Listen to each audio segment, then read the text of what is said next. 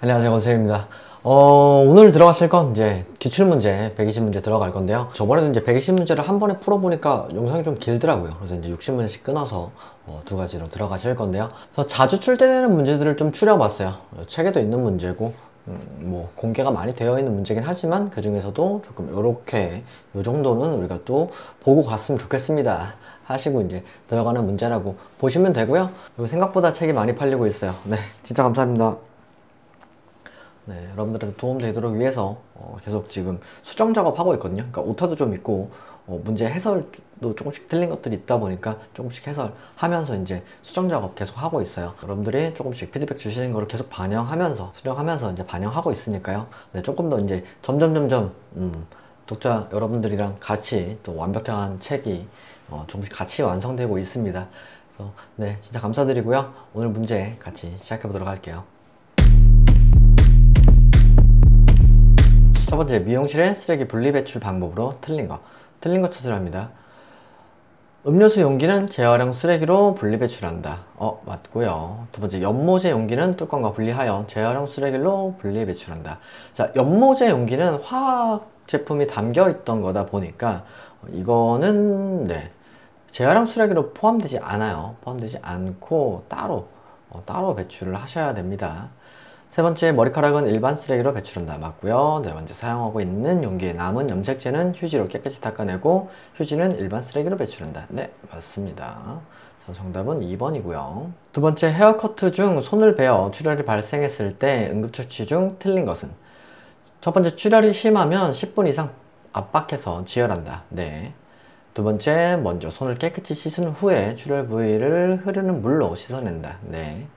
세 번째, 창상 부위가 감염되지 않도록 붕대로 갑니다. 네.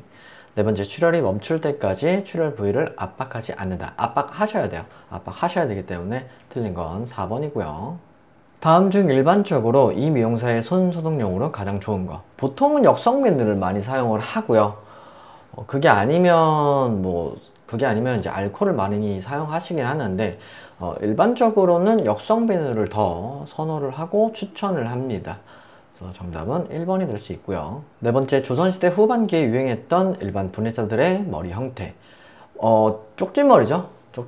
쪽머리라고도 하고 쪽진머리라고도 하고 조선시대에 유행했다라고 하면 쪽진머리라고 보시면 됩니다. 우리나라 미용사, 그러니까 미용 역사에서 면약의 사용과 두발 염색이 최초로 행해졌던 시대는 언제냐면 고려시대예요. 그러니까 각 시대별로 뭐가 유행했었고 어떤 게 이제 있었는지 이런 것들을 좀 파악하고 가시는 게 좋고요. 삼국시대 같은 경우에는 이제 신라의 영역일치사상, 그리고 고구려는 쌍쌍투머리, 백제는 일본에서 화장품 기술을 전수해 줬고요. 그리고 삼한시대 때는 최초로 이제 머리 모양으로 신분을 구별했던 시대, 그리고 조선시대는 유교사상으로 외모보다 내면의 그런 의미, 내면의 미를 더 중요했던 시대. 요 정도는 기억을 하고 가셔야 합니다. 그래서 여기서의 정답은 3번 고려시대예요. 조선시대에서 부녀자들의 일반적인 머리 모양으로 낭자머리라고 불리는 거. 쪽머리죠? 같은 문제예요. 같은 머리. 유행했던 머리. 7번에 중국에서 신미도를 통해 10가지 모양의 눈썹 모양을 표현한 시기. 현종이죠. 현종의 신미도라고 하죠. 정답은 3번이고요. 퍼머넌트 웨이브를 개발한 연대 순으로 옳게 나열된 것은? 이거를 연도를 외우지 말라고 하긴 하는데 마찰조스로 그냥 일단 외워두세요. 마찰조스. 연도는 좀 정확히 보시면 연도는 1875년 마샬 그라토우, 1905년 찰스 네슬러, 1925년 조셉 메이어, 1936년 제이비 스피커먼 이고요. 마찰조스. 그래서 이제 2번이 정답입니다. 프론트 사이드 네이프에서 모발이 나기 시작하는 선은 햄라인이에요. 햄라인이고요. 용어도 잠깐 보시면 브릿지 라인은 슬라이스한 판넬에 접선을 이은 선이고요. 세 번째, 가이드 라인은 헤어커트시 이제 기준선이 되는 머리카락. 그러니까 기준 이만큼 자를 거야 해서 그 가이드 선 어떻게 설명해야 되죠? 어떻게 설명해야 쉽지?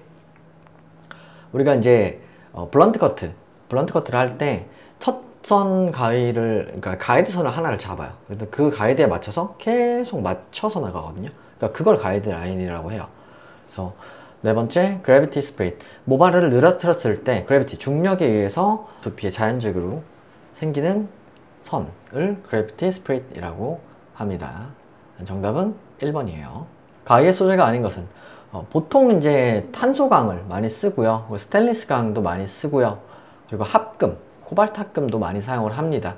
하지만 주석은 금속에서는 조금 무른 편이다 보니까 그래서 네, 주석은 사용하진 않고요. 정답은 4번이고요. 11번 착강 가위에 대한 설명으로 틀린 거. 착강 가위는 특수광철, 협심부는 연철로 된 가위예요. 그러니까 두 가지 철로 만들어진 가위고요. 착강 가위는 부분적인 수정을 할 때 조정하기 쉽고요. 세 번째, 날은 연철, 협심부는 특수광철로 된 가위이다. 날은 특수광이고요. 협심부는 연철이라고 봐도 되는데 특수광보다는 조금 무른 철로 만들어요. 왜? 특수광이 더 비싸니까. 네 번째, 양쪽의 연철과 특수광철을 연결하여 만들어졌다. 네. 그래서 정답은 3번이에요. 가위 선택 시 유의사항으로 옳은 것은 당금나사는 느슨한 것이 좋다. 당금나사는 꽉 조여서 내가 필요한 만큼까지 조여지거나 풀어줄 수 있는 것이 좋습니다. 두 번째, 양날의 견고함이 동일한 것이 좋다. 네, 동일한 것이 좋고요. 일반적으로 도금된 것은 강철의 질이 좋다. 도금된 거? 금은요, 물러요. 금은 무른 편이에요. 그래서 금을 사용하지는 않고요. 네 번째, 일반적으로 협신에서 날 끝으로 갈수록 만곡도가 큰 것이 좋다. 만곡도는 일단 있는 게 좋지만 큰 것이 좋다는 아니에요. 그러니까 적당한 거라고 보시면 되고요. 정답은 2번이 될 수 있겠네요. 브러쉬의 손질법으로 틀린 것은 보통 비눗물이나 탄산 소다수에 담그고 부드러운 털은 손으로 가볍게 비벼서 세척한다. 맞습니다. 두 번째, 소독 방법으로 석탄산수를 사용해도 된다. 네. 털이 빳빳한 것은 세정 브러쉬로 닦아낸다. 네. 털이 위로 가도록 하여 햇볕에 말린다. 위로 가도록 해서 햇볕에 말리면 이렇게 벌어지기 시작하죠. 그래서 털은 항상 밑으로 그리고 음다리다 말리는 게 좋습니다. 정답은 4번이 되겠네요. 헤어브러쉬로 가장 적합한 것은 부드럽고 매끄러운 연모로 되어 있는 것보다는 부드럽고 나일론 비닐계의 제품인 것보다는 털이 촘촘하게 난 것보다 듬성듬성 박힌 것보다는 탄력 있고 털이 촘촘히 박힌 강모로 된 것이 좋죠. 정답은 4번. 아이론을 손에 쥔 상태에서 여닫을 때 사용하는 손가락. 아이론을 손에 쥔 상태로 이제 보통 이제 뒤에 손가락으로 해요. 그래서 소지랑 약지를 사용을 합니다. 사진도 좀 띄워드릴게요. 저 손은 제 손이에요. 네, 정답은 4번. 콜드 퍼머넌트 웨이브 작업 전에 사용하는 가장 적절한 샴푸제. 콜드 퍼머넌트 웨이브를 할 때 전에 쓰는 건 산성 샴푸제가 좋아요. 산성 샴푸제가 좋아요. 그러니까 정확히는 약산성 샴푸제가 좋습니다. 그래서 산성 샴푸제는 모발의 pH를 조금 이제 올려주면서 모발을 부드럽게 하고 퍼머넌트 웨이브 작업 전에 침투나 이런 것들 이제 상태를 조금 더 좋게 만드는 역할이라고 보시면 됩니다. 그래서 정답은 4번이고요. 샴푸제 선정 시 다공성 두발에 가장 적합한 거. 다공성, 머리카락에 구멍이 많이 나 있는 두발에 가장 적합한 건 산성 샴푸제예요. 같은 내용인데 정확히는 이제 약산성 샴푸제가 제일 좋습니다. 약산성 샴푸제. 네, 정답은 3번이고요. 핫오일 샴푸 시 두발 두피에 이 핫오일 샴푸를 침투시킬 필요가 있을 때 적용으로 틀린 거. 자, 히팅캡 쓸 수 있고요. 자외선은 안 쓰고요. 헤어 스티머 사용 가능하고요. 적외선도 씁니다. 하지만 자외선은 네, 사용하지 않죠. 정답은 2번. 손상모의 샴푸 방법이 아닌 것은 첫 번째, 스팀 타월 후 두피와 모발 전체를 충분히 매뉴얼 테크닉을 하고 샴푸한다. 손상된 머리이기 때문에 스팀 타월도 이렇게 권하진 않고요. 그리고 충분히 매뉴얼 테크닉을 하고 샴푸를 하는 것도 손상되어 있는 머리카락엔 그렇게 선호하진 않습니다. 그러니까 안 하시는 게 더 좋아요. 두 번째, 노폐물이 모공에 남아있지 않도록 깨끗이 세척한다. 맞고요. 미온수로 모발을 세척한 후에 적당량을 샴푸로 세척하고 다시 적은 양의 샴푸로 매뉴얼 테크닉 하듯이 충분히 샴푸한다. 네. 네 번째, 샴푸 전 거친 브러싱은 피한다. 네. 그래서 정답은 1번이 될 수 있겠네요. 살균 수독 작용이 있는 물질. 배합한 린스젤을 탈지면에 묻혀서 바르거나 직접 두피에 바른 후 매뉴얼 테크닉을 하며 경증의 비듬과 가려운 두피 질환에 효과적인 린스는 약용 린스예요. 정답은 4번. 샴푸제에 음이온 계면 활성제를 주로 사용하는 이유로 옳은 거. 음이온 계면 활성제는 세정력이 좋아요. 그래서 쓰는 거예요. 쭉 보시면 첫 번째 기포력, 세정력이 우수하기 때문이다. 맞는데. 맞는데. 자, 대전 방지 효과가 높기 때문이다. 는 보류. 세 번째, 세정력이 적당하고 자극이 적기 때문이다. 가 조금 더 정확하네요. 네, 정답은 3번이 될 것 같고요. 기름과 물을 유화시키는 힘이 강하기 때문이다. No. 정답은 3번. 22번 두피 손질 방법 중 화학적 방법에 사용되는 것. 화학적. 스팀 타월. 타월은 물리적이고요. 브러싱도 물리적이고요. 헤어 로션은 이렇게 내가 뭘 한 게 아니기 때문에 물리적은 아니죠. 그래서 화학적 방법이 될 수 있을 것 같은데, 네 번째 헤어 스티머. 헤어 스티머는 물리적이죠. 어쨌든 장비가 있잖아요. 그래서 정답은 3번이겠네요. 헤어 커트할 때 커팅 포인트가 베이스를 벗어나 두발이 심한 사선 라인이 되도록 하는 거. 이렇게 이제 본문에는 있지만 이렇게 삼각형. 사진 이제 띄워드릴게요. 삼각형. 이게 온 베이스예요. 온 베이스에서 직각 삼각형이 되면 사이드 베이스. 이걸 벗어나면 옵트 베이스. 그래서 4번이 될 수 있습니다. 헤어커트의 기법 중 애프터 커팅 설명으로 옳은 것은 뒤에 하는 거예요. 애프터 후에 하는 거예요. 옳은 거. 퍼머넌트 웨이브 작업 후 디자인에 맞춰서 커트하는 것. 작업 후 디자인에 맞춰서 커트하는 것이 맞는 내용이고요.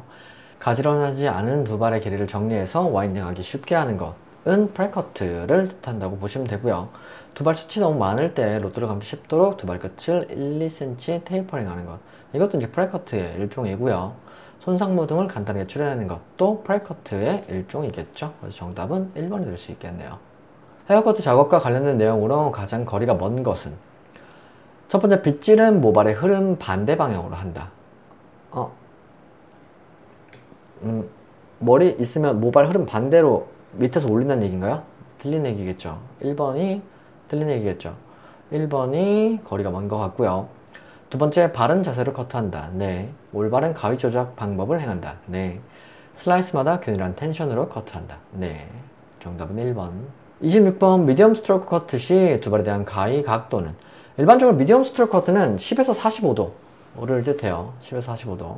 그래서 롱 스트로크는 이제 그보다 좀 높게 45도에서 90도, 미디엄은 10에서 45도, 숏 스트로크 커트는 0에서 10도를 이룬다고 보시면 됩니다. 0에서 10도 정도가 숏, 얘가 미디엄, 그리고 45도에서 90도까지 정도가 이제 롱 스트로크 커트라고 보시면 돼요. 그래서 여기서 정답은 3번. 보기에서 설명하는 커트의 유형은 커트할수록 두발의 길이가 층이 많이 난다. 위에서 아래로 내려갈수록 길게 커트하는 방법이다. 뭐죠? 그레데이션이죠. 층이 낮다 라는 표현이 있으면 그레데이션입니다. 정답은 3번. 네이프의 스탑 부분을 올라갈수록 두발의 길이가 점점 길어지며 단차가 생기는 커트. 레이어 커트에 대해서 설명을 하는 건데요. 이제 네이프 쪽 길이, 그리고 백 쪽 길이, 탑 쪽 길이가 다 똑같은 길인데 길이를 조금 길게 하기도 해요. 그러니까 레이어 커트의 종류에 따라서 다르다고 보시면 되는데, 일단 단차가 생겼다라고 봐야 되기 때문에 레이어 커트가 맞는 표현입니다. 그래서 정답은 4번이에요.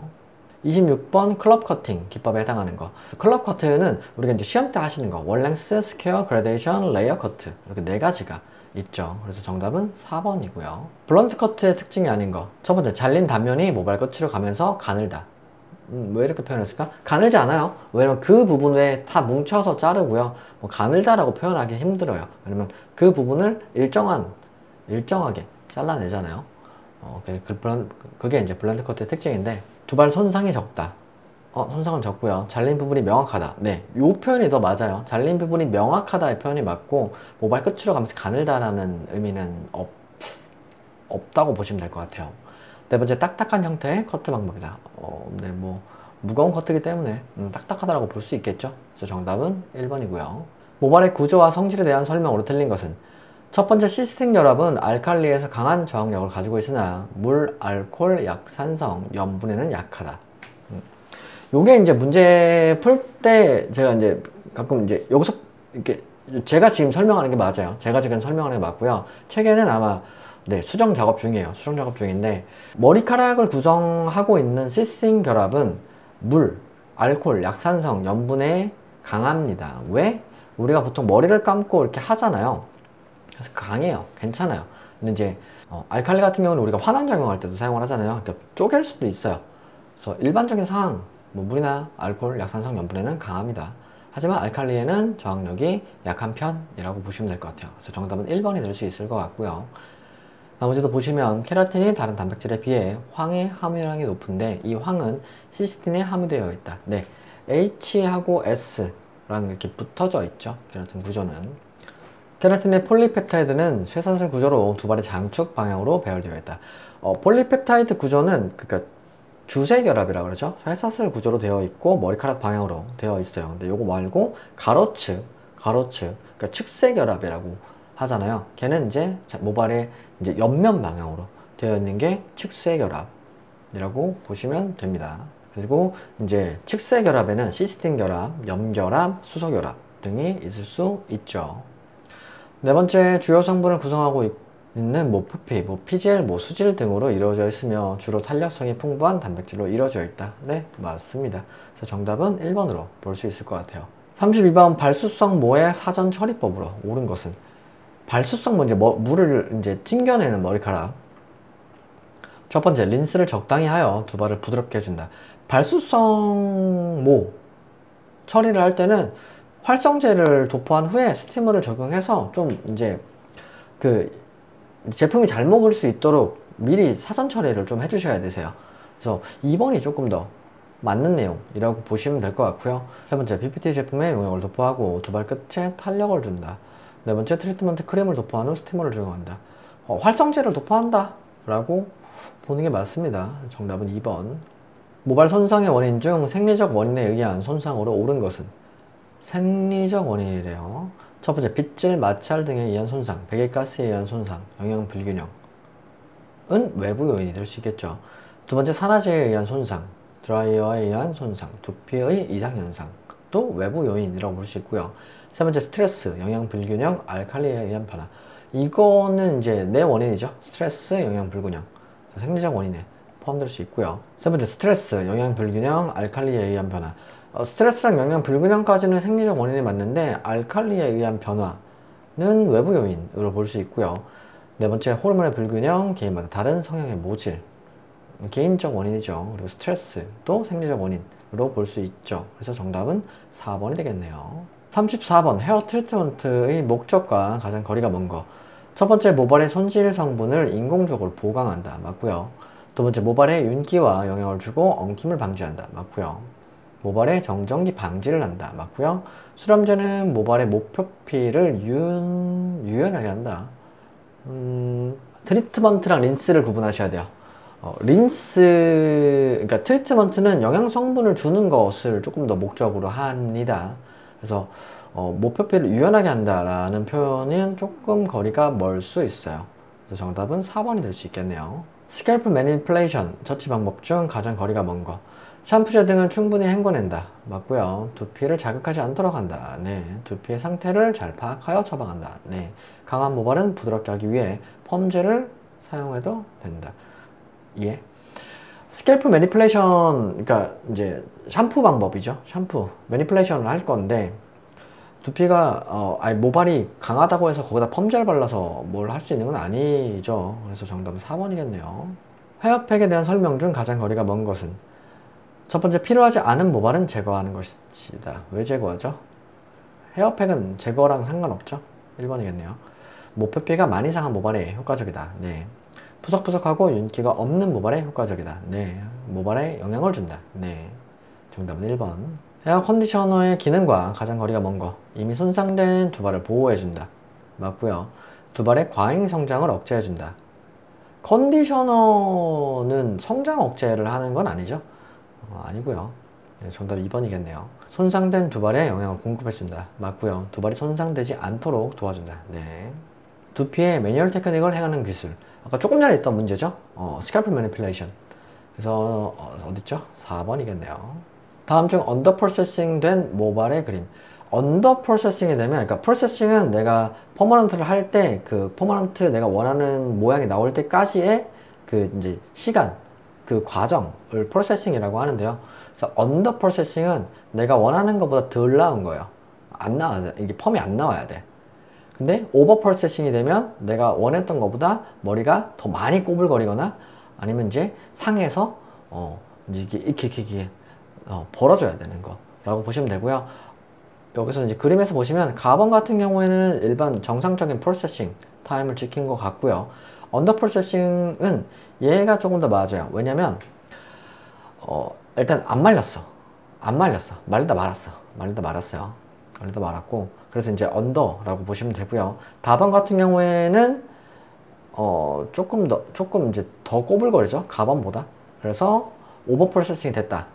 근데 라번 같은 경우는 지금 꼬불꼬불 해줬는데 여기서 손상에 대해서 머리카락이 뜯어져서 막 밖으로 나가기 시작했어요. 그래서 얘는 이제 오버 프로세싱인데 더한 거, 과하게 한 거라고 보시면 될 것 같고요. 그래서 언더 프로세싱은 2번, 나번이라고 볼 수 있습니다. 콜드 웨이브 작업에 관한 사항으로 가장 거리가 먼 것은 작업 전에 모질과 손상물 유무를 확인해야 합니다. 맞고요. 미용실 내 온도는 20도씨 내외가 가장 적당하며 습도는 상대 습도 60%가 알맞다. 네. 40에서 70 사이 정도 유지하시면 돼요. 콜드 웨이브 사후 처리로는 반드시 샴푸를 해야 한다. 콜드 웨이브 하고 나서 그 플레인 샴푸를 하죠. 샴푸를 하지만 플레인으로, 그러니까 용액을 안 쓰고 물로만 하는 처치를 합니다. 그래서 정답은 3번이 될 수 있을 것 같고요. 경모이거나 발수성 모인 경우에 스팀 타월 등을 이용해서 5분에서 10분간 사용하면 웨이브 형성에 효과적이다. 네. 산성 퍼머넌트 웨이브제의 특징이 아닌 것. 첫 번째, 두발의 pH와 유사한 성분으로 웨이브 형성력은 약하다. 맞고요. 주로 손상모에 사용할 수 있다. 네. 세 번째, 텐션은 주지 말고 와인딩 해야 된다.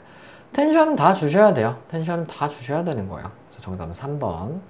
네 번째, 가는 루트의 사용과 섹션은 얇게 떠야 된다. 이건 산성 퍼머넌트 웨이브의 특징은 아니죠. 아니죠. 네 번째 설명은 모발 두께나 모발의 경도, 강도에 따른 거에 대한 문제인 것 같은데 정답은 3번이 될 수 있겠어요. 퍼머넌트 웨이브 와인딩 시 프로세싱 솔루션의 침투가 잘 되도록 특수 활성제의 도포가 가장 필요한 모발. 일단 그 발수성 모 또는 이제 버진 헤어 같은 경우들입니다. 어디 있어요? 4번이겠네요. 4번 발수성 모. 여기에 이제 버진 헤어도 포함되어 있으면, 버진 헤어는 이제 머리에 무언가 한 번도 안 했던 머리카락이 버진 헤어거든요. 그러니까 그런 경우들이 필요로 합니다. 정답은 4번. 와인딩에 대한 설명 중 옳은 것은 리버스 와인딩, 로트를 겹치게 쌓아 올려 와인딩. 리버스이기 때문에 그 반대로 와인딩 하시는 거예요. 스파이럴 와인딩, 모발 중간중간에 와인딩 하지 않고 모발을 그대로 남겨두는 방법. 스파이럴. 그러니까 나선형이죠. 나선형으로 말해서 앞쪽 부분이 크고 위로 올라가서 작아지던지, 아니면 밑에는 작고 위로 올라갈수록 커지던지 하는 게 스파이럴 와인딩. 트위스트, 모발을 자연 그대로 와인딩한다. 트위스트 와인딩? 꼬아주는 건가요? 와인딩이랑은 조금 상관이 없을 수 있을 것 같아요. 네 번째, 더블 와인딩. 하나의 스트랜드에 두 개의 루트를 번갈아 가면서 와인딩한다. 요걸 맞는 내용. 그래서 정답은 4번. 와인딩 시 블로킹을 크게 하는 것이 좋은 두발.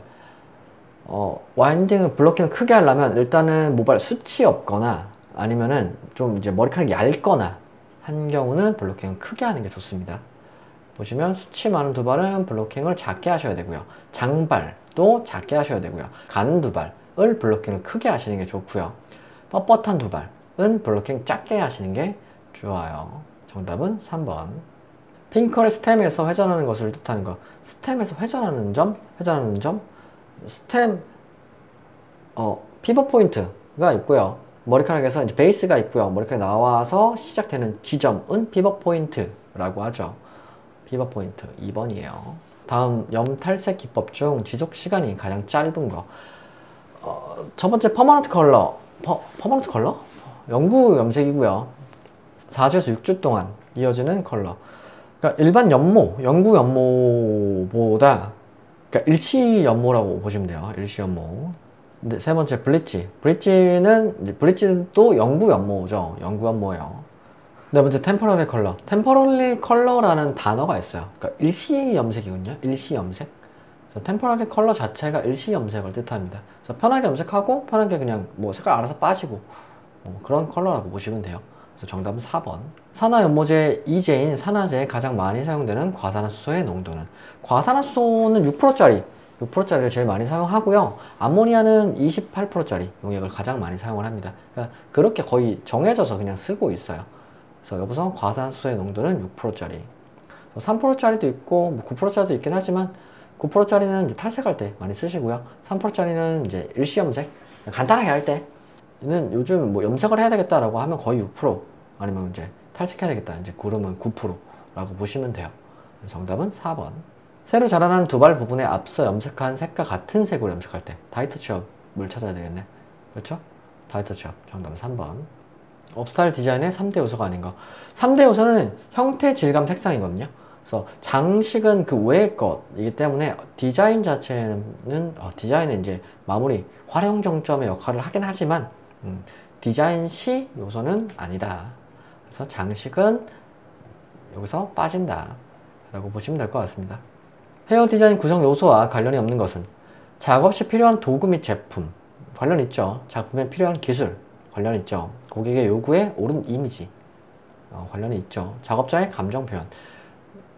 내 감정이 고객의 헤어 디자인을 구성하는 요소랑 상관이 있나요? 상관이 없죠. 정답은 4번. 고객의 헤어스타일 연출을 아름답게 구상하기 위해서 얼굴형과 조화를 고려하고자 할 때 기본적인 요소로 틀린 거. 헤어라인 중요하고요. 목선의 형태도 중요해요. 얼굴형, 앞에서 봤을 때 얼굴형도 중요하고요. 근데 얼굴의 피부색은 스타일보다는 헤어 컬러를 고려하는 요소라고 볼 수 있을 것 같아요. 그래서 정답은 4번이겠네요. 피부 내 멜라닌 형성세포의 주요한 기능. 그러니까 멜라닌은요, 머리카락도 포함하고 제 피부도 포함하지만 멜라닌의 역할은 보호예요, 보호. 3번입니다. 표피의 설명으로 틀린 것은? 첫 번째, 신경의 분포가 없다. 네. 표피는 신경이 없어요. 우리가 이제 이 껍데기, 이제 우리 바늘이나 핀셋 같은 걸로 이 껍데기만 이렇게 찔러본 적 있잖아요. 그래서 신경이 없어요. 껍데기는. 표피는 없어요. 림프관이 없다. 림프관 없고요. 세 번째, 혈관과 신경 분포 모두 있다. 신경이 없고요. 없고요. 혈관도, 자, 우리 표피 껍데기 이렇게 뜯는다고 해서 피가 나진 않잖아요. 혈관도 없습니다. 혈관은 진피부터 있어요. 혈관은 진피부터 있어요. 네 번째, 잇모근이 없다. 잇모근, 없다로 보셔야 되는 게, 잇모근 자체는 진피에 있어요. 진피에 있어요. 진피에 있어서 얘네들이 이제, 구멍은 이제 표피에 있지만, 그래서 정답은 3번이 틀린 거라고 보시면 될 것 같아요. 표피의 구성세포가 아닌 것은?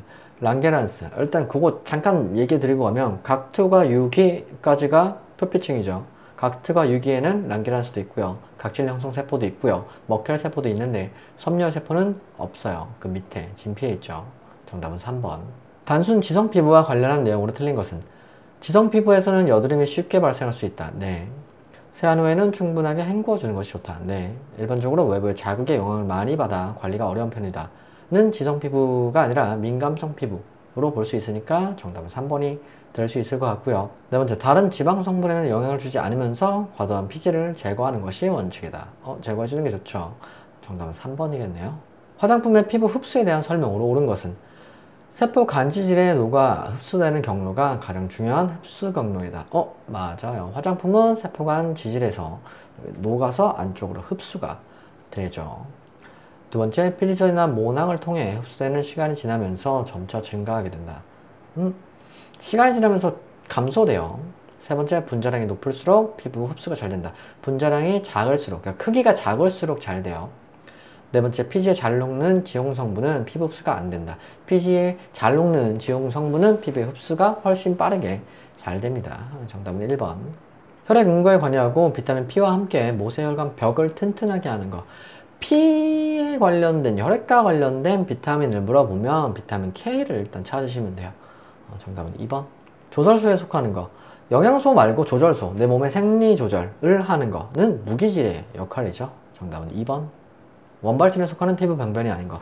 일단 원발진과 속발진을 일단 구분을 하셔야 되는데, 원발진은 겉에 당장 제일 처음에 나오는 거예요.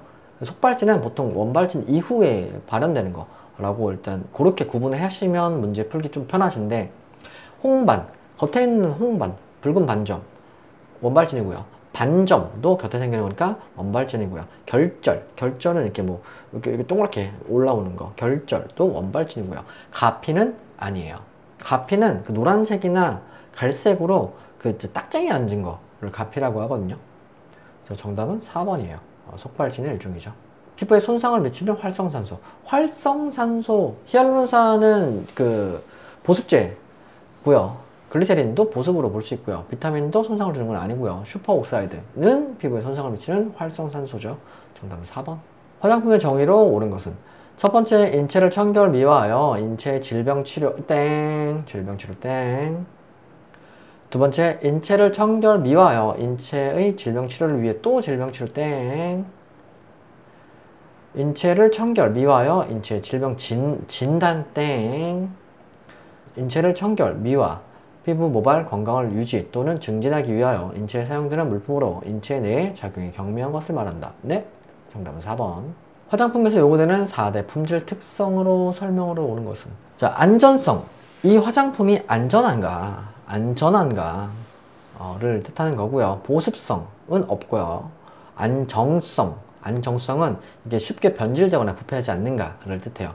그래서 독성이 없다라기보단 독성이 없다는 안전한가가 조금 더 맞을 것 같고요. 이거 아니고요. 사용성, 사용하기 편리한가. 내가 쓰기 편해야 돼요. 네, 정답은 4번이에요. 자외선 차단제와 관련된 설명으로 틀린 것은, 첫 번째, 자외선의 강약에 따라서 차단제 효과가 시간이 변한다. 네. 기초 제품 마무리 단계 시 차단제를 사용하는 것이 좋다. 네. SPF라고 한다. 네. SPF 1이란 대략 1시간을 의미한다. 요 문제가 뭐 계속 저는 나와서 이제 풀어드리고 있긴 하지만 SPF 1은 15분 정도를 뜻하고요. 정확히는 이제 SPF 1이라고 하면 같은 시간 동안 있을 때 10배 더 세다로 보시면 돼요. 10배 더 많이 막아준다라고 보시면 돼요. 그렇게 보셔야 되는 거지. 뭐 일단 15분이긴 하고요. SPF 50 그러면 대략 8시간 정도 막아주고, 우리가 자외선 차단제를 안 발랐을 때보다 50배를 더 막아준다 로 의미를 두시면 좋을 것 같아요. UVA와 관련된 내용으로 가장 거리가 먼 것은, UVA는 일단 장파장이에요. 장파장이고 우리가 흔하게 볼 수 있는 생활자외선입니다. 그래서 일단 볼게요. 지연색소 침착. UVA 같은 경우에는 내가 피부가 바로 타지 않아요. 바로 타지 않고 서서히 탑니다. 장파장이라서 피부 속 깊은 데까지 들어가서 태우거든요. 그래서 이건 맞는 내용. 두 번째, 즉시 색소 침착. 단파장 애들이 즉시 색소 침착을 일으키고요. 이건 아닌 거예요. 땡. 세 번째, 생활자외선. 가장 우리가 흔하게 볼 수 있는 자외선이죠. 네 번째, 320에서 400나노미터의 장파장이다. 맞는 내용. 그래서 장파장인 UVA는 우리가 일상적으로 만날 수 있고요. 그리고 B나 C 같은 경우엔 오존에서 걸러집니다. B는 이제 적당히 걸러지고요. C 같은 경우에는 UVC 같은 경우에는 완전히 오존에서 막혀요. 그래서 이제 우리가 일상적에서는 볼 수는 없는 거라고 보시면 될 것 같아요. 그래서 정답은 2번. 화장품을 선택할 때 검토해야 하는 조건이 아닌 것. 보존성이 좋아서 잘 변질되지 않는 것. 맞고요. 피부나 점막, 모발 등에 손상을 주거나 알레르기 등을 일으킬 염려가 없는 것. 맞고요. 세 번째, 사용 중이나 사용 후에 불쾌감이 없고 사용감이 산뜻한 것. 맞고요. 네 번째, 구성 성분이 균일한 형상으로 혼합되어 있지 않은 것. 혼합되어 있어야 되겠죠? 정답은 4번. 자외선 차단 성분 기능이 아닌 것. 첫 번째, 미백작용 활성화. 미백작용 활성화는 아니죠. 이건 아니죠. 1번 정답이겠네요. 두 번째, 일광 화상 방지. 맞고요. 세 번째, 노화 방지 효과가 있을 수 있죠. 왜? 이제 광노화를 방지하죠. 그렇죠. 네 번째, 과색소 침착 방지. 맞고요. 강한 자외선에 노출될 때 생길 수 있는 현상과 가장 거리가 먼 것은, 첫 번째, 홍반 반응. 생길 수 있죠. 색소 침착 생길 수 있죠. 아토피 피부염은 자외선과 크게 상관이 없죠. 정답 3번일 거고요. 네 번째, 비타민 D 합성. 자외선, 그러니까 UVB를 받아서 우리는 비타민 D를 합성을 할 수 있죠. 그래서 얘는 맞는 거. 자외선 차단제 성분이 아닌 것은 벤조페논 3. 성분 맞는데 이거 제가 이거는 보통 본문에도 잘 안 써놓는데 일단 맞고요. 파라아미노 안식 향산 맞고요. 이거 어렵다 이 문제. 세 번째, 알파 하이드록시산. 아하고요. 천연 각질 제거 성분 중에 하나죠. 아하. 정답 3번이겠네요. 에탄올이 화장품 원료로 사용되는 이유가 아닌 것은, 에탄올은 보통 이제 소독할 때 쓰죠. 기화성이 높아요. 그러니까 뿌리면 날아가요. 그러다 보니까 수분을 땡겨가거든요.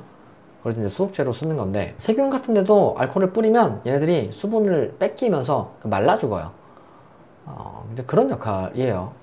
그래서 문제 보면, 에탄올은 유기용매로서 물에 녹지 않는 비극성 물질을 녹이는 성질이 있다. 그래서 안 쓰죠. 탈수 성질이 있어 건조 목적이 있다. 말릴 수 있어서 안 써요. 공기 중에 습기를 흡수해서 피부 표면 수분을 유지시켜 피부나 털의 건조를 방지한다. 에탄올은 수분을 날립니다. 건조시켜요. 정답은 3번이겠네요. 네 번째, 소독작용이 있어 수렴 화장수, 스킨로션, 남성용 애프터쉐이브에 쓰인다. 소독작용은 있지만 요런 이제 건조가 되고 하기 때문에 사용하진 않아요. 정답은 3번. 피지의 과잉 분비를 억제하고 피부를 수축시키는 거는 수렴 화장수겠죠. 수렴 화장수. 정답은 2번. 일반적으로 여드름의 발생 가능성이 가장 적은 거. 첫 번째, 코코넛 오일 보다 호호바 오일이 여드름 발생 가능성이 가장 적어요. 그러니까 호호바 오일이 그 분자량이 작거든요. 분자량이 되게 작아요. 그래서 모공이 막힌다든지 이런 역할이 좀 덜 합니다.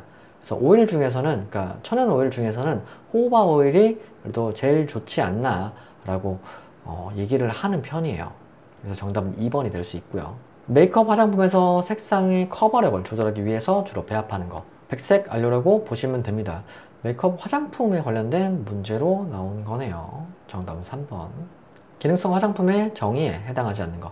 기능성 화장품은 피부를 태워주거나 자외선을 보호하거나, 여기 있네요. 피부의 미백을 도와주거나 피부의 모발의 건강을 유지하게 증진하는 제품은 얘는 아니다. 피부 모발 건강을 유지 또는 증진하게 하는 제품은, 유지 또는 증진하는 제품은 기능성 화장품은 아니에요. 그래서 정답은 3번일 거고요. 피부의 주름 개선을 도와주는 제품은 맞습니다. 그래서 기능성 화장품은 세 가지예요. 선크림, 그리고 주름 개선, 미백, 이렇게 딱 세 가지입니다. 딱 세 가지예요. 우리나라 건강보험제도의 성격으로 가장 적합한 거. 첫 번째, 의료비 과중 부담을 경감하는 제도다. 맞아요. 우리가 병원비를 저렴하게 지금 이용할 수 있는 이유는 건강보험 때문이죠. 그래서 미국 같은 경우는 건강보험 안 드신 분들은 병원 한번 가면 몇 천씩 나오는 경우들이 생기잖아요. 그래서 그런 것들을 방지한 거라고 보시면 됩니다. 정답은 1번. 인구의 사회 증가를 나타내는 것으로 옳은 것은, 인구의 사회 증가를 하려면 전입된 인구 빼기 전출 나간 인구를 계산하시면 돼요. 정답은 3번. 전입 인구 빼기 전출 인구. 요건 사회 증가. 근데 자연 증가는 또 달라요. 출생 인구 빼기 사망 인구. 그건 자연 증가. 그렇게 보시면 됩니다. 인구 구성 중 14세 이하, 이하가 65세 이상 인구의 2배 정도. 2배 정도라고 했더니 일단 피라미드형은 아니겠네요.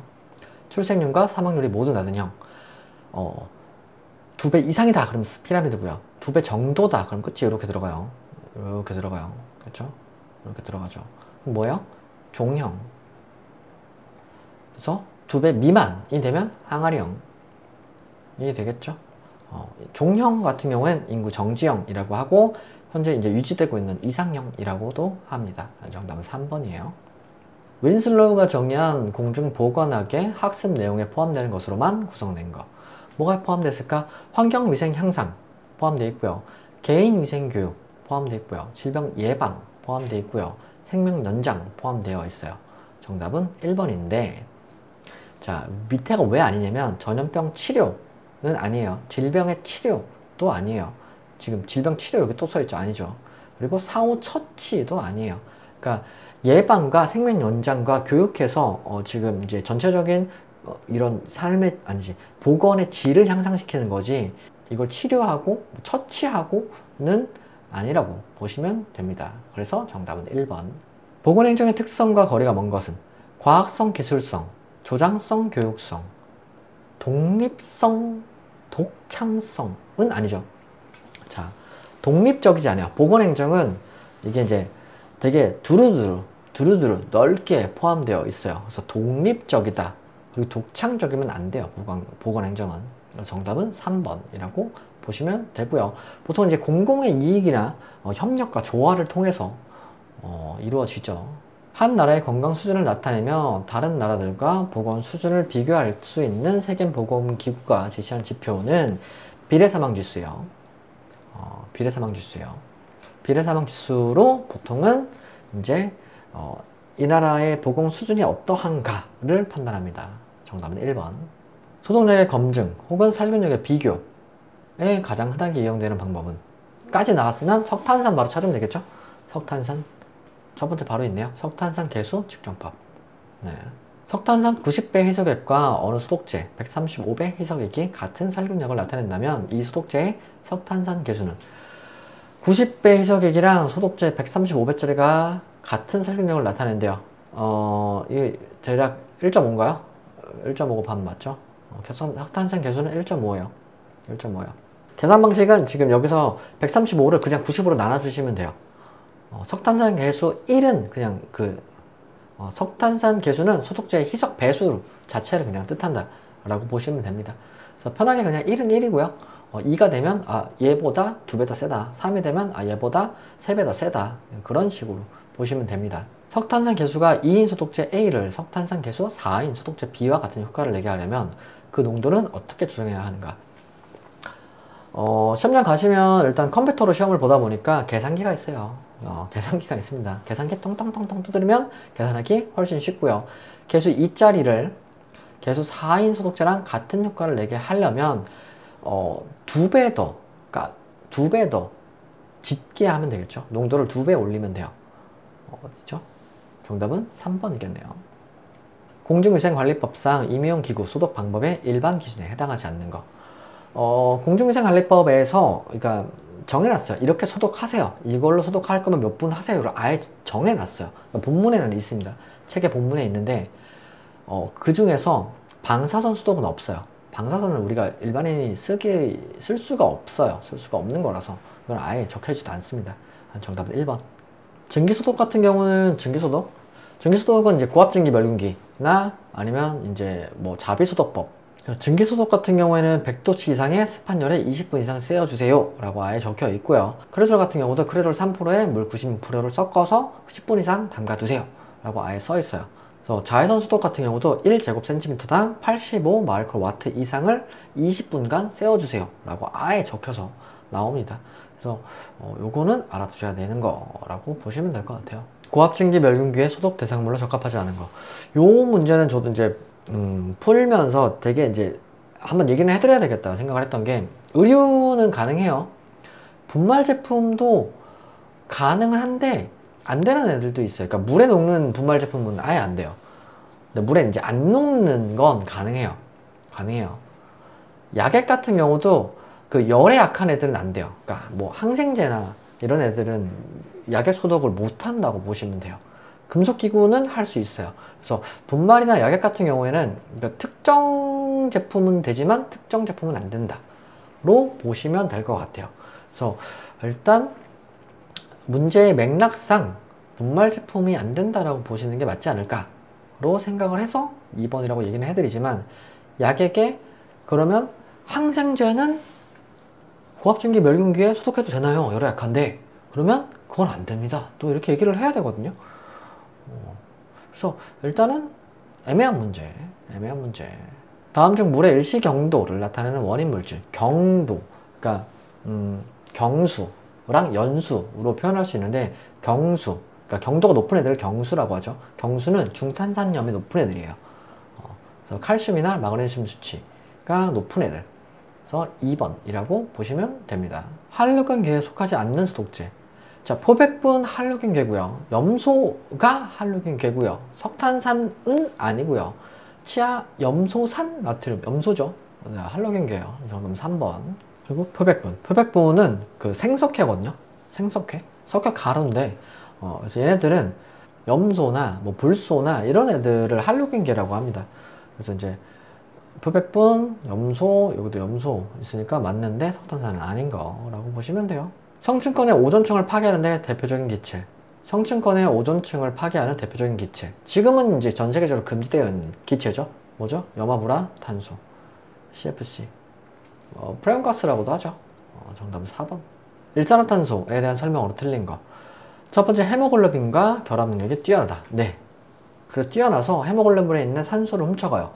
그래서 이제 우리가 일산화탄소 중독이 되면 산소 부족으로 이상 증세가 나올 수 있죠. 그래서 얘는 맞는 거. 물체가 불완전 연소할 때 많이 발생된다. 맞고요. 확산성과 침투성이 강합니다. 강해요. 그러니까 한번 마시면 몸속 쫙 들어가서 헤모글로빈 산소를 쫙 뺏어와요. 위험한 기체 중 하나죠. 공기보다 무겁다. 일산화탄소는 공기보다 가볍습니다. 약간 더 가벼워요. 0.97 정도 된다고 보시면 됩니다.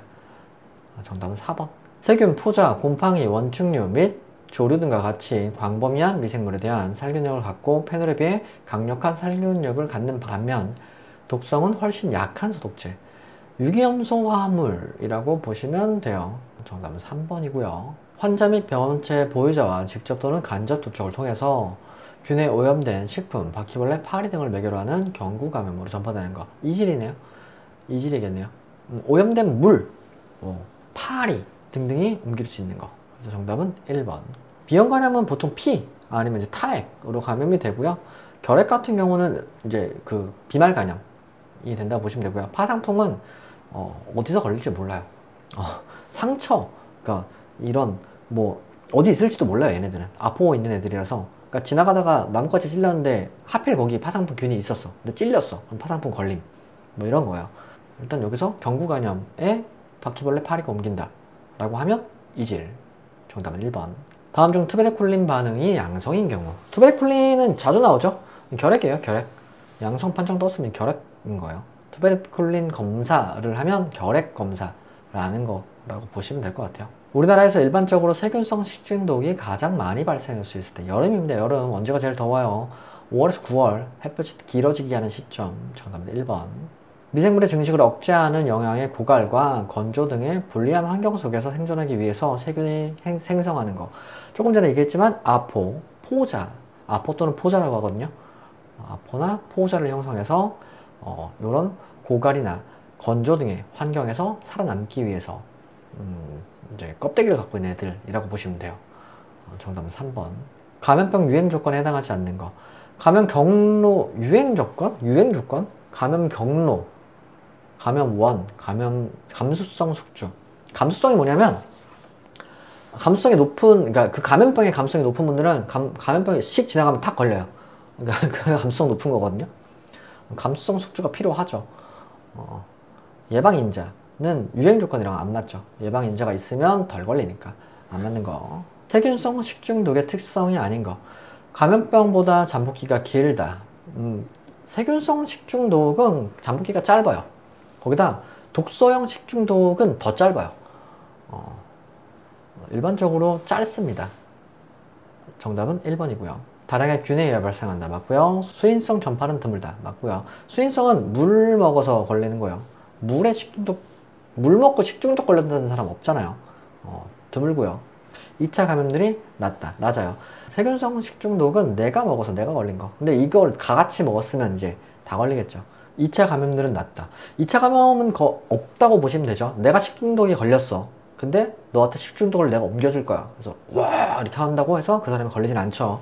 2차 감염이 없어요. 내가 식중독 걸렸던 음식을 꺼내서 주면 그 사람이 먹으면 걸리겠지만 뭐 그럴 일은 없고 그런 건 아니에요. 그래서 정답은 1번. 감염병 예방 및 관리에 관한 법률상 즉시 신고해야 하는 감염병이 아닌 거. 자, 즉시 신고해야 되는 거는 1급 애들이에요. 1급 애들이고요. 2급이나 3급은 24시간 안에 신고를 하시면 되고요. 4급 같은 경우에는 이제 감시 활동을 하는 애들인데, 일단 두창 디프테리아 사스는 1급에 포함되어 있어요. 그래서 즉시 신고를 해야 되는 감염병이고요. 말라리아 같은 경우는 지금 3급에 포함되어 있거든요. 그래서 걸리면 24시간 이내에 신고해야 되는 거라고 보시면 됩니다. 그래서 정답은 4번이고요. 다음 감염병 중 감수성 지수가 가장 큰 거. 홍역은 옆에 누가 홍역 걸렸잖아요. 지나가다 안녕 하면 같이 걸릴 수도 있는 게 홍역. 되게 높은 애들 중에 하나입니다. 정답은 4번. 임용업소에서 공기 중 비말 전염으로 가장 쉽게 전파될 수 있는 감염병. 애취! 말하면서 나오는 것들로 걸릴 수 있는 거. 인플루엔자죠. 지금 인플루엔자 A 되게 유행하고 있죠? 되게 아파요. 되게 아파요. 저 걸렸었는데. 야, 이렇게 열나다 나 익는 거 아니야? 할 정도 열이 많이 나더라고요. A형 요번에 처음 걸려봤는데, 와. 자다가 제가 뜨거워서 깰 정도로 열이 나더라고요. 조심하세요. 네, 다들 진짜 감기, 독감 조심하세요. 정답 2번입니다. 다음 중 성질이 다른 하나. 테트라도톡신은 보거독이죠. 솔라닌, 감자독이고요. 삭시톡신은 조개, 베네르핀도 조개. 근데 솔라닌만 식물이네? 2번이겠네요. 위생교육에 대한 설명으로 틀린 것은 위생교육 실시단체 장은 위생교육을 수료한 자에게 수료증을 교부하고 교육 실시 결과를 교육 후 1개월 이내에 시장, 군수, 구청장에게 통보해야 하며 수료증 교부 대장 등 교육에 관한 기록을 2년 이상 보관 관리하여야 한다. 네. 위생교육 내용은 공중위생관리법 및 관련 법규, 소양교육, 기술교육, 그 밖에 공중위생에 관한 필요한 내용을 한다. 네. 위생교육을 받아야 하는 자 중 영업에 직접 종사하거나 2장소 이상 장소에서 영업을 하는 자는 종업원 중 영업장별로 공중위생에 관한 책임자를 지정하고 그 책임자로 하여금 위생교육을 받게 하여야 한다. 자, 여기서 문제는 그러니까 위생교육을 받아야 하는 자 중 영업에 직접 종사하지 않거나 2장소에서 영업을 하는 경우는 책임자를 만들어 놓고 그 책임자한테 위생교육을 받게 할 수 있어요. 그래서 이거는 지금 문제에서 얘는 틀린 거. 왜? 직접 종사하거나가 아니라 직접 종사를 안 하거나 2장소 이상에서 할 경우로 보시는 거라서 정답은 3번이고요. 네 번째, 위생교육 대상자 중 보건복지부 장관이 고시하는 섬이나 벽지 지역에서 영업을 하고 있거나 하려는 자에 대해서 법령에 따른 교육교재를 배부하여 이를 익히고 활용하도록 함으로써 교육에 가름할 수 있다. 네, 교육 대신 가름 처리가 가능하죠. 그래서 정답은 3번. 공중위생 감시원의 업무로 옳지 않은 거. 첫 번째, 공중위생 영업 관련 시설 및 설비의 위생 상태를 확인 검사하는 거가 이 사람들의 업무고요. 위생교육을 이행 여부 확인도 업무고요. 임용업의 개선 향상에 필요한 조사 연구 및 지도는 아니고요. 위생 지도 및 개선 명령 이행 여부 확인 맞고요. 정답은 3번. 개인 또는 법인의 대리인, 사용인, 기타 종업원이 그 개인 업무에 관하여 벌칙에 해당하는 위반행위를 할 때 행위자를 벌하는 것 외에 그 개인에 대해서도 동조의 벌금형을 과할 수 있는 제도는 양벌 규정입니다. 양벌 규정 1번이에요. 임용사가 되고자 하는 자는 누구에게 면허를 받아야 하는가? 시군 구청장에게 받아야 되겠죠? 정답 3번. 임용사가 면허 정지 처분을 받고도 정지 기간 중 업무를 한 경우 1차 위반 시 행정처분 기준은 면허 취소예요. 이거 큰 거요. 정지인데 업무를 한 거잖아. 일을 한 거잖아. 그럼 정지 뒤에 바로 취소요. 위생서비스 평가 결과 위생서비스의 수준이 우수하다라고 인정되는 영업소에 포상을 실시할 수 있는 자. 누가 할 수 있죠? 시군구청장이 할 수 있어요. 시도지사도 할 수 있어요. 근데 보건소장은 아니에요. 정답은 1번. 공중위생 영업에 관한 설명으로 옳은 것은 첫 번째, 공중위생 영업이라 하면 숙박, 목욕장, 미용, 이용, 세탁, 위생관리 용업, 의료용품 관련업 등을 말한다. 의료용품 관련업은 아니죠. 땡. 두 번째, 공중위생 영업의 양수인, 상속인 또는 합병에 의해서 설립되는 법인 등은 공중위생 영업자의 지위를 승계할 수 있어요. 못한다가 아니고요. 세 번째, 공중위생 영업을 하고자 하는 자는 시장, 군수, 구청장에게 신고 후 시장 등이 정하는 시설 및 설비를 구비해도 된다. 무슨 소리야? 구비를 다 해놓고 시설을 해놓고 나서 신고를 하시는 거예요. 아니죠. 네 번째, 공중위생 영업을 위한 설비와 시설은 물론 신고의 방법 및 절차는 보건복지부령으로 정한다. 네, 맞아요. 정답은 4번이겠네요. 임용업자가 준수해야 하는 위생관리 기준으로 거리가 먼 것은 첫 번째, 피부 미용을 위해서 약사법에 따른 의약품을 사용해서는 안 된다. 그럼요, 당연하죠. 영업소 내부에 개설자의 면허증 원본을 게시하여야 한다. 맞고요. 발안실 안에는 온도계를 비치하고 주의사항을 게시하여야 한다. 발안실은 임용실에 있는 게 아니고 목욕장 업을 하시는 분들한테 해당 사항이 있어요. 정답은 3번일 거고요. 네 번째, 영업장 안에 조도는 70록스 이상이 되도록 유지하여야 한다. 네. 임의영업을 하는 자가 지켜야 하는 사항으로 옳지 않은 거. 첫 번째, 이 미용사 면허증을 영업소 안에 게시하여야 한다. 맞고요. 의약품을 사용하여 화장과 피부 미용을 하지 않아야 한다. 맞고요. 임의용 기구 중 소독을 한 기구와 소독을 아니한 기구는 각각 다른 용기에 넣어 보관한다. 맞고요. 일회용 면도날을 사용 후 정해진 소독 기준과 방법을 따라 소독하여 재사용하여야 한다. No. 일회용 면도날은 한 번 썼으면 버리시는 거. 그래서 정답은 4번. 임의용 영업소 폐쇄 명령을 받고도 계속 영업을 할 때 관계 공무원이 조치할 수 있는 사항이 아닌 거. 첫 번째, 임의용 면허증을 부착할 수 없게 하는 봉인. 무슨 소리야? 면허증을 부착할 수 없게 하는 봉인은 이건 아닌 거. 이건 아닌 거요. 자, 다른 건 할 수 있는 거겠죠. 해당 영업소의 간판 및 영업 표지물을 제거할 수 있고요. 해당 영업소가 위반한 영업소임을 알리는 게시물을 부착할 수 있고요. 영업을 위하여 필수 불가결한 기구 또는 시설물을 사용할 수 없게 하는 봉인을 할 수 있습니다. 근데 와서 뜯거나 이거 제 기구들을 가지고 나가거나 그런 건 못해요. 공중위생감시원의 자격으로 옳지 않은 거. 첫 번째, 위생사 이상의 자격증이 있는 사람은 할 수 있고요. 고등교육법에 따른 대학에서 화학, 화공과, 환경공학 또는 위생학 분야를 전공하고 졸업한 사람 할 수 있고요. 6개월 이상의 공중위생 행정에 종사한 경력 있는 사람은 못하고요. 외국에서 환경기사 면허를 받은 사람은 할 수 있고요. 공중위생 감시원은 까다롭습니다. 정답은 3번. 명예공중위생감시원의 위촉 대상자가 아닌 자. 아까 거랑 다른 거.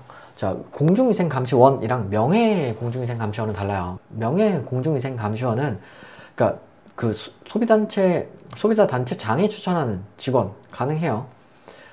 공중위생 관련 협회장이 추천하는 직원 가능하고요. 공중위생에 관한 지식과 관심 있는 자도 가능하죠. 근데 3년 이상 공중위생 행정에 종사한 경력 있는 공무원은 이거는 상관없어요. 이건 아닌 거. 이건 아닌 거. 정답은 4번.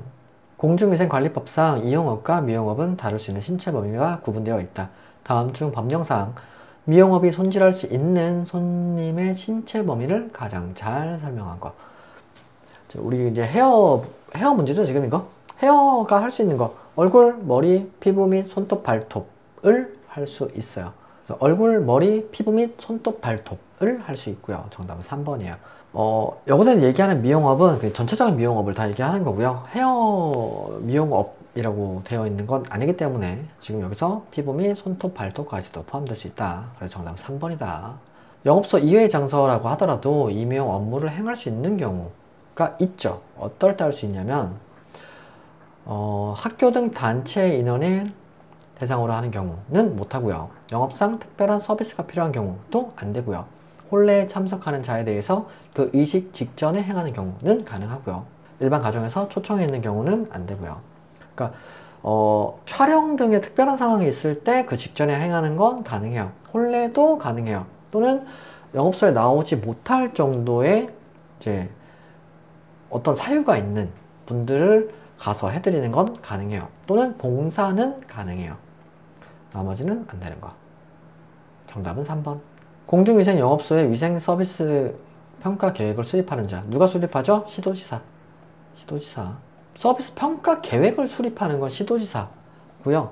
근데 이제 그 어떤 위생 서비스 자체를 규정하고 수립하는 건 이제 보건복지부 장관인 거예요. 근데 얘는 이제 평가 계획이기 때문에 시도지사라고 보시면 됩니다. 이용 또는 미용의 면허가 취소된 후 계속해서 업무를 행한 자에 대한 벌칙으로 오는 거. 면허가 취소된 후에 업무를 계속 행한 자는 300만원 이하의 벌금에 처합니다. 300만원 이하의 벌금에 처하는 다른 항목들은 뭐가 있냐면 면허증을 빌려주거나 알선하거나 빌려받거나 하신 분들도 300만원 이하의 벌금에 같이 포함이 되어 있어요. 그리고 면허를 받지 않고 이용 또는 미용업을 개설하거나 그 업무에 종사한 사람도 300만원 이하의 벌금에 처해집니다. 그래서 정답은 1번. 임의용 영업소에서 소독한 기구와 소독하지 아니한 기구를 각각 다른 용기에 보관하지 않았을 때 1차 위반 행정처분 기준. 1차는 정지고요. 두 번째 2차 받으면 5일, 3차 받으면 10일, 4차 받으면 영업장 폐쇄 처분을 받습니다. 이걸 다 외우라고 하기가 되게 어려워요. 그래서 그러니까 문제만 눈에 좀 익혀두시는 게 좋을 것 같아요. 정답은 2번. 공중위생 영업자가 관계공무원의 출입검사를 거부하거나 기피하거나 방해한 때 1차 위반 행정처분 처분. 1차 위반 행정처분. 일단 이제 공무원이 오는데 내가 검사를 안 하고 막았어. 첫 번째 열흘이고요. 두 번째 20일, 세 번째 30일, 네 번째는 영업장 폐쇄 당합니다. 그래서 정답은 첫 번째 1차 위반이기 때문에 열흘. 정답은 1번. 임의용 영업자가 변경신고를 해야 하는 것을 북에서 모두 고른 것은? 변경신고, 영업장 주소 변경신고 해야 되고요. 신고한 영업소의 면적의 3분의 1 이상이 증감했을 때는 하셔야 되고요. 종사자의 변동사항은 상관이 없고요. 영업자의 재산 변동사항도 상관이 없고요. 정답은 기억, 니은. 그래서 4번이겠네요. 공중위생 영업자는 공중위생 영업을 폐업한 날로부터 며칠 이내 신고해야 하는가? 20일 안에 신고하시면 됩니다. 20일. 정답은 1번. 여기까지네요. 다들 시험, 네, 잘 보시고, 이제 댓글 남겨주시는 분들의, 이제 합격하신 분들이 되게 많이 댓글 남겨주시잖아요. 여러분도 합격하실 수 있습니다. 여러분도 한 번에 붙을 수 있어요. 여러분도 다 실기까지 한 방에 다 원패스 하실 수 있을 거예요. 그래서 시험 잘 보시고요. 시험 합격하시면 꼭 와서 자랑해 주시고요. 그리고, 진짜 감사합니다. 네, 책 잘 팔리고 있어요. 네, 고맙습니다. 여러분들 덕에 또 제가, 입에 밥은 넣을 수 있고, 네, 밥은 먹을 수 있어요. 밥은 먹고 살고 있기 때문에, 네, 진짜 감사합니다. 여러분들은 항상 제가 응원하고 있고요. 잘 되시면 꼭 연락 주세요. 커피는 제가 언제든 한 잔 사드릴 수 있습니다. 네, 시험 잘 보시고, 화이팅 하시고, 네, 감사합니다.